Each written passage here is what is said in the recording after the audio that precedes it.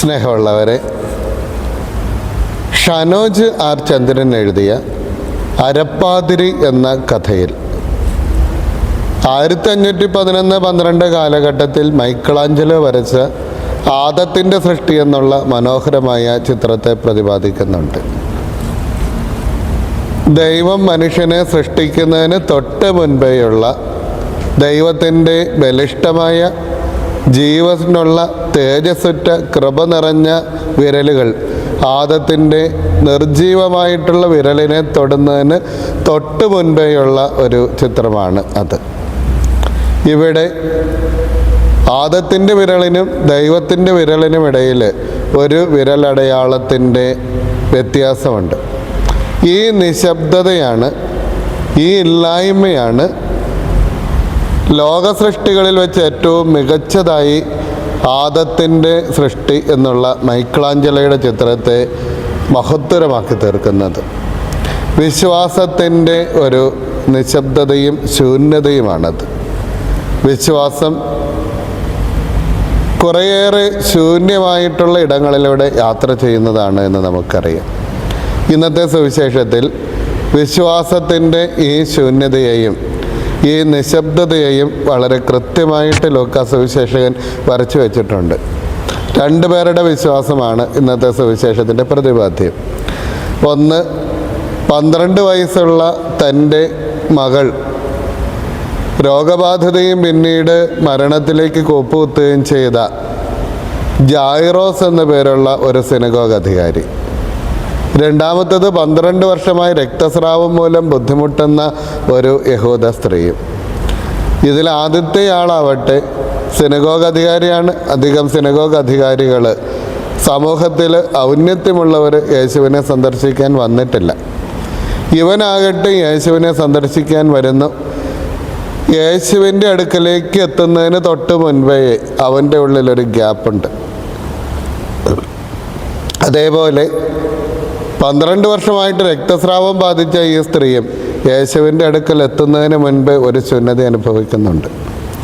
ആദ്യത്തെ ആൾ വളരെ സമൂഹത്തിൽ ബഹുമാന്യനായിട്ടുള്ള ആളാണ്.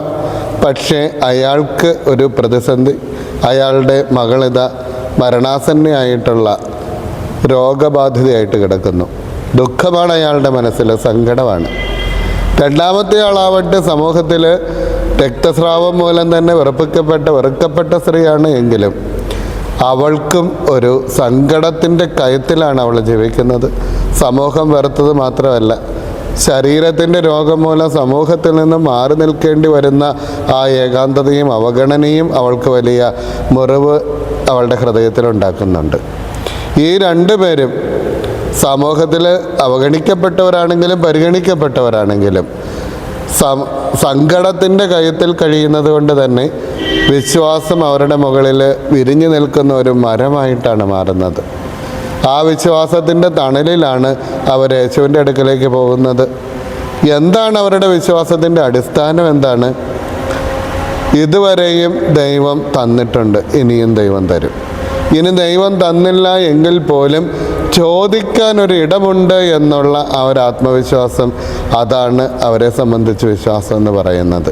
അതായത് ദൈവം ആകാശത്തുണ്ട്, ദൈവം നമ്മുടെ ഇടയിലുണ്ട്. ആ ദൈവം അല്പം നമ്മളിൽ നിന്ന് അകൽച്ച കാണിക്കുകയും ചെയ്യുന്ന ഒരു ദൈവം. ദൈവം നമുക്ക് തന്ന രക്ഷയുണ്ട്, ഈശോയിലൂടെ നമുക്ക് കിട്ടിയിരിക്കുന്ന നിത്യ സൗഭാഗ്യമുണ്ട്, പാപമോചനമുണ്ട്, രക്തത്താൽ ലഭിച്ചൊരു വീണ്ടെടുപ്പുണ്ട്. ഇതുണ്ട് എങ്കിൽ പോലും അതിങ്ങനെ ദൈവത്തിൻ്റെ കരം പോലെ, മൈക്കിളാഞ്ചലോ വരച്ച ദൈവത്തിൻ്റെ നീട്ടിപ്പിടിച്ച കരം പോലെ നമ്മുടെ തൊട്ട് മുൻപിലുണ്ട്. പക്ഷേ ആ ദൈവത്തിൻ്റെ കരവും നമ്മുടെ മനസ്സും തമ്മിൽ ഒരു വിരലടയാളത്തിൻ്റെ അകൽച്ചയുണ്ട്. ഈ അകൽച്ച എങ്ങനെയാണ് നമ്മൾ മാറ്റിയെടുക്കുന്നതിനെ അടിസ്ഥാനപ്പെടുത്തിയിരിക്കും നമ്മുടെ വിശ്വാസത്തിൻ്റെ ആഴം. അങ്ങനെ ആയിരിക്കും. ഇവിടെ വിശ്വാസം എന്നുള്ളത് ഒരു തരത്തിലുള്ള ആശ്രയത്വമാണ്. ജായിറോസ് തൻ്റെ മകളുടെ ആരോഗ്യത്തിന് വേണ്ടി, മകളുടെ ജീവന് വേണ്ടി ഈശോയിൽ ആശ്രയിച്ചില്ല. രക്തസ്രാവക്കാരി സ്ത്രീ ആവട്ടെ അവളുടെ രോഗം മാറുന്നതിന് വേണ്ടി ഈശോയിൽ ആശ്രയിച്ചില്ലേ. ആദത്തിൻ്റെ നീട്ടിപ്പിടിച്ച് വിരലുണ്ടല്ലോ, ജീവൻ കിട്ടുന്നതിന് മുൻപേയുള്ള വിരലാണത്. ആ വിരൽ എങ്ങനെ മുകളിലേക്ക് നീട്ടിവെക്കാൻ അവന് പറ്റിയെന്നുള്ളതാണ്. അവന് അവിടെ ദൈവത്തിൻ്റെ വിരലുണ്ട് എന്നറിഞ്ഞുകൊണ്ടല്ല. കാരണം ജീവനില്ലാത്ത, വിശ്വാസമില്ലാത്ത ഒരു നിർജീവമായിട്ടുള്ള അവസ്ഥയിൽ എങ്ങനെ അത് ചെയ്യാൻ പറ്റും? പക്ഷേ അവന് ജീവനില്ലായിരുന്നു എങ്കിൽ പോലും ദൈവത്തിലേക്ക് അവൻ്റെ ഉള്ള്, വിശ്വാസത്തിൻ്റെ ഉള്ള് അവന് തുറന്നു വയ്ക്കാൻ പറ്റി. അതാണ് അവൻ്റെ ദൈവത്തിൻ്റെ വിരലിനോട് ചേർത്ത്. അവിടെ ദൈവത്തിൻ്റെ വിരൽ കാണുന്നില്ല എങ്കിലും അവിടെ ദൈവത്തിൻ്റെ വിരൽ ഉണ്ടാകുമെന്നുള്ള ആ ഒരു വിശ്വാസം, അതാണ് ദൈവത്തിലുള്ള ആശ്രയത്വം. വിശ്വാസം നൽകുന്ന ആശ്രയത്വം അതാണ്. നമ്മുടെ വിശ്വാസവും ഇങ്ങനെയൊക്കെ തന്നെയാണ്. ദൈവം നമ്മുടെ അടുക്കലുണ്ട്. പലതരത്തിലുള്ള അനുഭവങ്ങളിലൂടെ ദൈവം നമ്മളെ കൊണ്ടുപോകുന്നുണ്ട്. പക്ഷേ നമുക്ക് ദൈവത്തെ കാണാൻ പറ്റുമോ എന്ന് ചോദിച്ചാലില്ല. പിന്നെയോ കാണാൻ പറ്റാതെ നമുക്ക് ആശ്രയിക്കാൻ പറ്റുമെന്നുള്ളതാണ് പ്രധാനപ്പെട്ട കാര്യം. അതാണ് പരിശുദ്ധ കന്യകാമറിയം തൻ്റെ ജീവിതം തന്നെ കൊണ്ടുപോയി കൊടുത്തില്ലേ, കാണാൻ വയ്യാത്ത ദൈവത്തിൻ്റെ മുൻപിലേക്കാണ് എന്ന് നമ്മൾ വിചാരിക്കണം. വിശ്വാസത്തിൻ്റെ തീർത്ഥാടകരായിട്ടുള്ള എല്ലാവരും അത് തന്നെയാണ് ചെയ്തത്. അതോടൊപ്പം തന്നെ വിശ്വാസം നമുക്കൊരു സ്വാതന്ത്ര്യവും തരുന്നുണ്ട്. ദൈവത്തിൽ വിശ്വസിക്കണമെന്ന് ഒരു നിർബന്ധമില്ല നമുക്ക്. അത് തന്നെയുമല്ല, ദൈവമല്ല നമ്മളെ കൊണ്ട് വിശ്വസിപ്പിക്കുന്നത്, ദൈവം നമുക്ക് വിശ്വാസത്തിൻ്റെ ദാനം തരും. ആ ദാനത്തിന് അനുസൃതമായിട്ടാണോ, പ്രതികൂലമായിട്ടാണോ, അനുകൂലമായിട്ടാണോ പ്രതികരിക്കേണ്ടത് എന്നത് നമ്മൾ തീരുമാനിക്കേണ്ട കാര്യമാണ്. ദൈവം ആദത്തിൻ്റെ വിരൽ പിടിക്കുക അല്ല ചെയ്യുക. ആദത്തിൻ്റെ വിരൽ ദൈവത്തിൻ്റെ വിരലിനോട് ചേർന്ന ഒരു ഗ്യാപ്പുണ്ട്. ആ ഒരു ഗ്യാപ്പ്, അതാണ് സ്വാതന്ത്ര്യം എന്ന് പറയുന്നത്. ദൈവം ആദത്തിൻ്റെ വിരലിനെ പിടിച്ചുകൊണ്ടിരുന്നാൽ ആദം എന്നും ദൈവത്തിൻ്റെ ഒരു പപ്പറ്റായിട്ട് മാറും. അങ്ങനെയല്ല.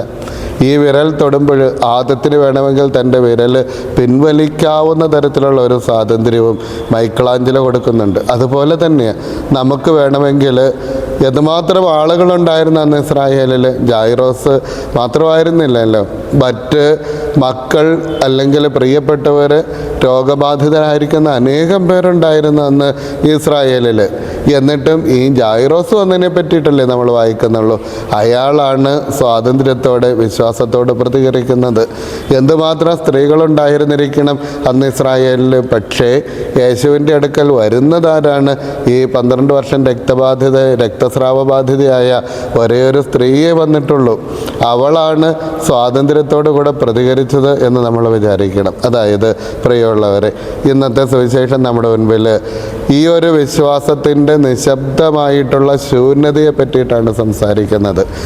വിശ്വാസത്തോടു കൂടെ തമ്പുരാൻ്റെ അടുക്കിലേക്ക് നമ്മൾ എത്തി നിൽക്കുമ്പോൾ നമ്മുടെ വിരലുകൾ ദൈവത്തിൻ്റെ ജീവനുള്ള കൃപ നിറഞ്ഞ വിരലുകളിലേക്ക് സ്പർശിക്കുമ്പോൾ നമുക്ക് തമ്പുരാനിൽ നിന്ന് കൃപ കിട്ടും. നമ്മൾ വേണം അത് സ്പർശിക്കണമോ വേണ്ടയോ എന്ന് തീരുമാനിക്കാൻ.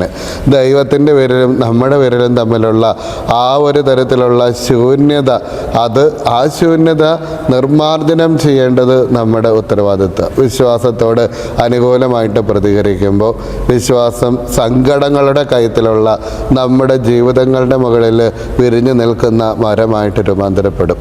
അതിന് സ്വാതന്ത്ര്യം നമുക്കുണ്ട്.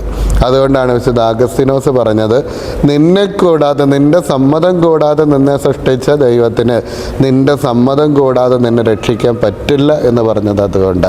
അതിനാൽ തന്നെ വിശ്വാസത്തോടു കൂടെ നമുക്ക് ദൈവകൃപയോട് യോജിക്കുന്നതിന് സാധിക്കട്ടെ. ദൈവകൃപയോട്, ദൈവം നമുക്ക് തരുന്ന രക്ഷയോട്, തമ്പുരാൻ നമ്മുടെ ഉള്ളിൽ ഉണ്ടാക്കി തരുന്ന വിശ്വാസം എന്നുള്ള ദാനത്തോട് ക്രിയാത്മകമായിട്ട് പ്രതികരിച്ച് വിശ്വാസത്തിൻ്റെ ആശ്വാസം പ്രാപിക്കാൻ നമുക്ക് സാധിക്കട്ടെ എന്ന് പ്രാർത്ഥിക്കുന്നു. ദൈവം അനുഗ്രഹിക്കട്ടെ.